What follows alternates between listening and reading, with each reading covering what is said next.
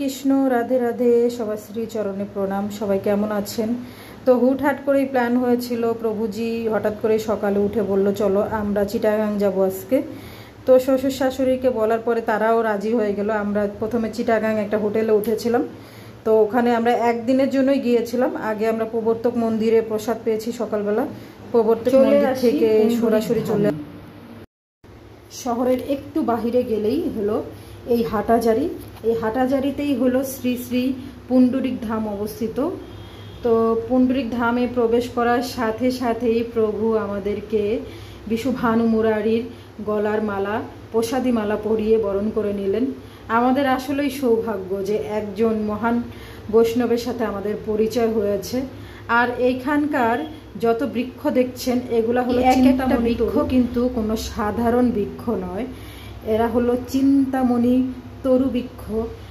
তো এইখানে এরা বহু বছর ধরে বিরাজ করছে। এই বৃক্ষগুলো ধামে বিরাজ করছে। তো আমাদের কতটা সৌভাগ্য হয়েছিল যে আমরা আসলে ধামে যেতে পেরেছি। আর এই ধামকে বলা হয় গুপ্ত বৃন্দাবন। শুধু ভক্ত ব্যতীত আসলে অন্য কোনো মানুষ এই জায়গাটাকে অতটা ফিল করতে পারবে না। তবে ধাম সম্বন্ধে যাদের ধারণা আছে তারা অবশ্যই এখানে যেয়ে ওই অনুভবটা করতে পারবে। তো এই যে দেখো ভগবানের বিশ্বরূপ তোমরা। পুণ্ডরিক ধাম কিন্তু কোনো সাধারণ একটা জায়গা না। এখানে ভগবান তার দিব্য লীলা প্রকাশ করেছেন।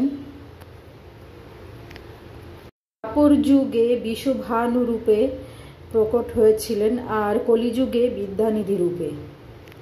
আর এই যে পাশে যে কিছু কুণ্ড দেখছেন, এই কুণ্ডগুলো কিন্তু নিচ থেকেই প্রকট হয়েছে।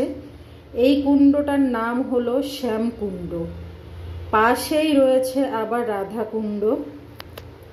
এই কুণ্ডগুলো কিন্তু কোনো মানুষ তৈরি করেনি। এই এক একটা কুণ্ড কিন্তু নিজ থেকেই প্রকট হয়েছে ভগবানের লীলা প্রকাশ করার জন্য। এখানে নিজে থেকেই প্রকট হয়েছে। তারপরে আমরা সবাই মিলে হরিনাম পরিক্রমা করলাম। এখানে 108টা হরিনাম আছে। তারপরে আমরা এই যে অপ্রকৃত প্রসাদ পেলাম পুণ্ডরিক ধামের। তারপরে আমার প্রভুজির কিছু বন্ধু বান্ধবও গিয়েছিল এই পুণ্ডরিক ধামে। এই যে পুরো পুণ্ডরিক ধামটা দেখো। তবে এই পুণ্ডরিক ধামের আর একটা পার্ট আমি নিয়ে আসবো, কারণ অনেক বড় একটা ধাম, একদিনই দেখানো সম্ভব নয়।